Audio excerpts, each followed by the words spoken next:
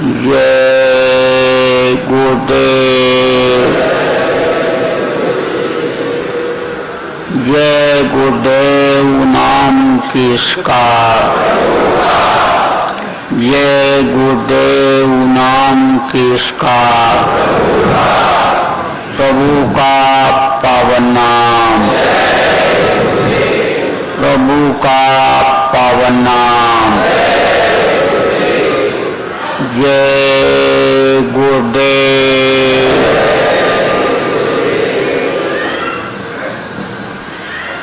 सर्वसमर्थ सर्वत्र स्मरणीय परम पूज्य गुरु जी महाराज, उपस्थित सभी प्रेमी साधक बंधुओं, बच्चे और बच्चियों, आज साधना शिविर उज्जैन आश्रम।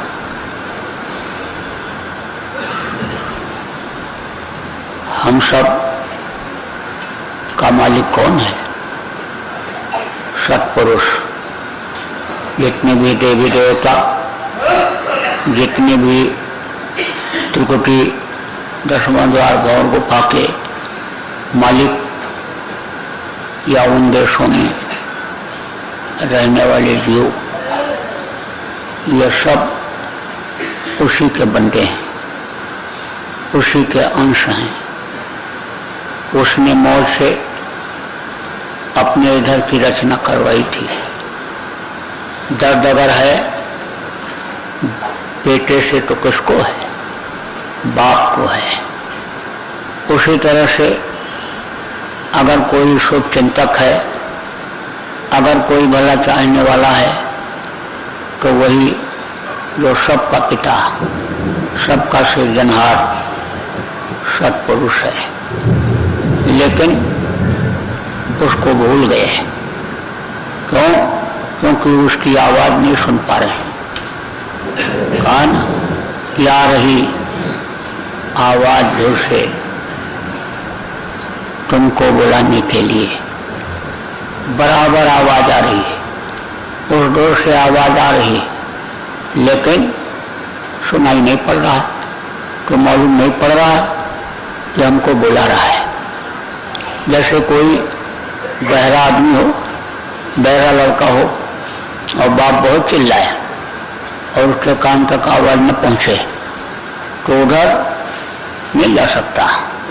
और अगर सुनने वाला बच्चा है और बाप ने आवाज लगा दिया, तो बच्चा अगर भटक भी गया हो तो आवाज सुन करके बाप के पास पहुंच जाता है।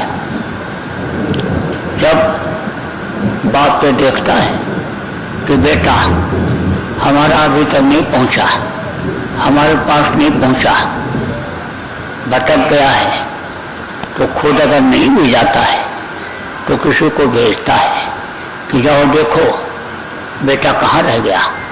आवाज लगाना, अंधेरे में कहीं भटक रहा है, उजाला होता तो मेरे पास आ जाता।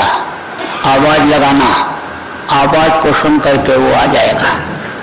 ऐसे ही अन्य समझ लोग कि संत और महात्माओं को मालिक सदगुरु को इस धरती पर जब उस आवाज को, उसके आवाज को नहीं सुन पाते हैं, तो वो भेजा करता है और वो आते हैं तो अन्य आवाज को पकड़ाते हैं। जैसे कहते हैं ना, बहुत से बात कहते हैं कि तो मैं कहता है, मैं कहता हूँ और तू सुनता नहीं, तो अपना कान साफ कर ले, तेरे कान में मैल जम गई है, तेल डाल दे, और तेल डाल दे तो वो मैल फूल जाएगी और उसको निकाल के फेंक देना, तो तुझको सुनाई पड़ने लगेगा। तो जैसे इन बाहरी कान में अन्य समय जो मैल जमा हो जाती है और सुनाई नहीं पड़ता है, ऐसे जो जीवात्मा में कान है, उसमें जब कर्म के पर्दे लग जाते हैं, कर्मों की मैल जब आ जाती है, तो वो आवाज सुनाई नहीं पड़ती है। तो सदगुरु सब तरीका बताते हैं कि भाई इससे तुम्हारी मैल निकल जाएगी, कान साफ हो जाएगा और तुमको दूर से जो आवाज आ रही है वो सुनाई पड़ने लगेगी। भजन इसीलिए कराते हैं। अब ढोर किसको कहते हैं? जैसे आपका यह पंखा चल रहा है, अब पंखा कहाँ पर लटका हुआ है, उसका एक ढोर है। ऐसे ही अन्य मशीनों में भी आप देखिए कि एक जगह पर फिट रहता है वो लोहा, और उसमें जो है वो पंखे लगे रहते हैं, कई पंखे लगे रहते हैं, ढोर उसका एक होता है। ऐसे ही अन्य ढोर एक है, और ढोर से ही ये सब जुड़े हुए हैं, सब उसी से लटके हुए हैं। जितने भी अंडपिंड ब्रह्मांड के जीव हैं ये सब लटके हुए हैं। यह धरती भी लटकी हुई है, इसको आप देख नहीं पा रहे हो। कैसे? कि जैसे कोई हवाई जहाज में बैठ जाता है और हवाई जहाज होता है तो उसको पता नहीं चलता है कि हवाई जहाज उड़ रहा है, उसको ये दिखाई नहीं पड़ता है कि बाहर ये कितनी तेजी से चल रहा है। वो उसी तरह से अन्य ढोर का पता नहीं चलता है। क्यों? कि ढोर का पता नहीं चलता, जहाँ रहता है वहाँ का भी नहीं पता चलता है। ये धरती बराबर चलती रहती, बराबर धरती चलती रहती, ढोर चलता रहता है। ऐसे ही ऐसे अब यह सूरज और चाँद और ये जो तारे हैं ये वहाँ से लटके हुए हैं, ऐसे भी लटके हुए हैं। और जब इस धरती पर उसकी परछाई उस सूरज की, असली सूरज की, असली चंद्रमा की और असली तारों की जब पड़ती है तो यहाँ उजाला हो जाता है।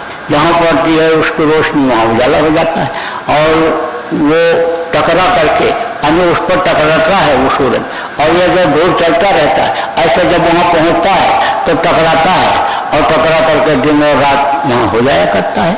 ऐसे ही आप समझ लो कि ये धरती जब चलती रहती है, यह सृष्टि चलती रहती है ढोर से जुड़ी हुई, तो वो जो धनी है जिनका भेद नहीं खोला संतों ने, उनका भी प्रकाश जीवों पर पड़ जाता है।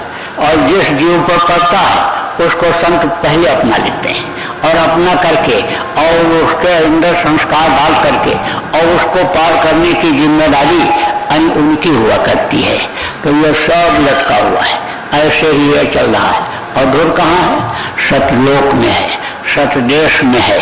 तो ढोर से जोड़ने के लिए संत इस अन्य धरती पर आते हैं, उस आवाज को पकड़ाने के लिए यहाँ पर आते हैं। लेकिन अब समझ लो कि जिस तरह से अन्य समझ लो कि वहाँ पर जब संजीवनी बूटी लेने के लिए हनुमान जी गए थे, अन्य तो वहाँ पर पूरे पहाड़ में हमें उसने रोशनी ही रोशनी कर दिया था। ये बताया गया था हनुमान जी को कि जिस पौधे में रोशनी होगी, जिस पौधे में प्रकाश होगा, वही संजीवनी बूटी होगा, और उसी को तुम उखाड़ करके ले आना। और जब ये वहाँ पर पहुँचे तो देखा चारों तरफ उजाला ही उजाला है, हर पौधे में ही उजाला है। तो वो तो ये बलवान थे, बलिष्ठ थे, इन्होंने पूरा पहाड़ ही उठा लिया। नहीं तो लेने के लिए तो संजीवनी गए थे। तो अब इसी तरह से वो भ्रम में डालने के लिए, यह जिसका देश है वो भ्रम में डालने के लिए जो जीवों का असली दुश्मन बन गया, इस समय पर काल भगवान जिनको कहा गया, उन्होंने इसी तरह से भ्रम में डालने के लिए सब इंतजाम कर दिया।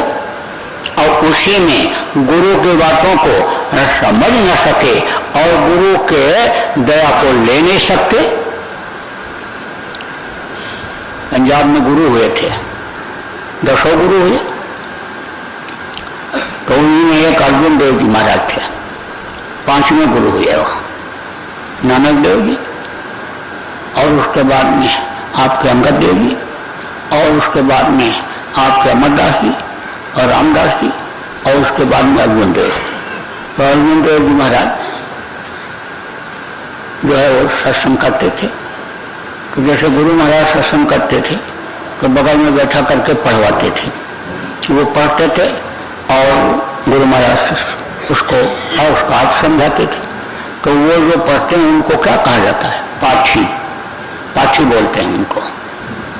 प्रार्थना वगैरह जो बोलते हैं उनको भी पाठी बोलते हैं। तो उस समय पाठी बोला करते थे। उस समय पर संता और बलवंता अन्य पाठी थे, तो बहुत बढ़िया बोलते थे। किसी किसी को प्रकृति ही इस तरह से बनाती है कि उसकी बोली वाणी में बड़ी मधुरता रहती है। किसी की बोली देखो कड़क होती है, किसी की मुलायम होती है, ऐसे ही। तो आवाज़ बड़ी साफ उनकी। तो वो जब प्रार्थना वगैरह बोलते थे तो लोग बहुत खुश हो जाते थे, बहुत। अब जैसे अपने में से कोई प्रार्थना बोलता है, हृदय की बात जब मुझसे निकलती है, तड़प जब उस मालिक के प्रति प्रार्थना के द्वारा ही पैदा हो जाती है, तो लोग कहते हैं कि बहुत अच्छा बोले आप, तारीफ करते हैं, बहुत अच्छा बोले। एक कोई दुनियादारी की प्रार्थना सुनाओ और एक कोई संत मत की प्रार्थना सुना दो। निर्गुण कहते हैं, कबीर साहब ने कहा निर्गुण, सगुण और निर्गुण। निर्गुण को जिसको आप कहते हैं कि निराकार, निराकार किसको कहते हैं? जिसको देख नहीं पाता है। और साकार उसको कहते हैं जिसको देखता है। तो भगवान को लोग अब देख नहीं पाते, आंख के ऊपर पर्दा लगा हुआ, वही मैल जमा हुई कर्मों की, तो देख नहीं पाते हैं। तो कहते हैं कि ये साकार नहीं है, निराकार है, साकार नहीं है। और जब देख लेता तो कहता साकार। तो निर्गुण उसको जो ऊपर का अनुवर्णन क्या करता है। कबीर साहब ने कहा, कबीर साहब का निर्गुण है। ऊपर जो उन्होंने देखा वो उन्होंने जब पढ़ दिया और गा दिया तो लोगों ने कहा निर्गुण है। तो जो निर्गुण को समझते हैं, निर्गुण को ज़्यादा पसंद करते हैं, अंतर की प्रार्थना ज़्यादा पसंद करते हैं। अब किसी ने सुना दिया इसी कोई प्रार्थना तो लोग खुश हो जाते हैं, खूब तारीफ करने लगते हैं। तो एक आदमी ने कहा कि बर्बाद अगर किसी को करना है तो तारीफ करो और 10-20 लोगों से कराओ। तो कहा गया ना कि मुंह पर अगर कोई तारीफ करे तो समझ लो कि तमाचा मार रहा है गाल पर। यह समझना चाहिए, ज़्यादा तारीफ भी खराब होती है। अब उनकी जब तारीफ होने लग गई तो पाछू साहब हो गए। तो उन्होंने ये सोचा एक दिन कि भाई मेरे पढ़ने से और मेरे कीर्तन करने से, प्रार्थना करने से सुनने के लिए कितने लोग आते हैं। अब उनको तो पता नहीं कि खिंचाव कहाँ से होता है, आकर्षण कहाँ से है, यानी चुंबक कहाँ है, कहाँ से खींचता है। ये लोहे सब इकट्ठा हो जाते हैं, छोटे छोटे गुण कहाँ पर है कि चीटे इकट्ठा हो जाते हैं, ये तो उनको पता नहीं था। वो तो बस सोचे मेरे गाने से लोग इकट्ठा हो जाते हैं सुनने के लिए, तो उनको हो गया अहंकार। तो एक दिन सोचे भाई बहुत दिन हो गया और यहाँ पड़े और कोई फायदा नहीं हो रहा है।